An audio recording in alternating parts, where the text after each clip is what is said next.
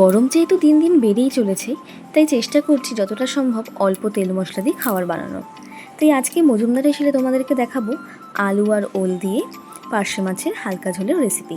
তার জন্য প্রথমেই পার্শে মাছগুলোকে ভেজে নিচ্ছি, আলুগুলোকে কেটে নিয়েছি আর ওলগুলোকে সেদ্ধ করে জল ঝরিয়ে নিয়েছি।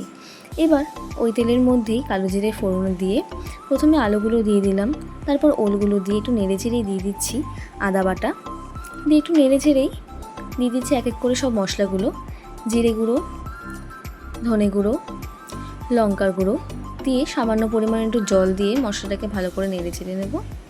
এবার দিয়ে দিচ্ছি স্বাদ মতন লবণ আর হলুদ, দিয়ে ভালো করে মশলাটাকে কষিয়ে নেব।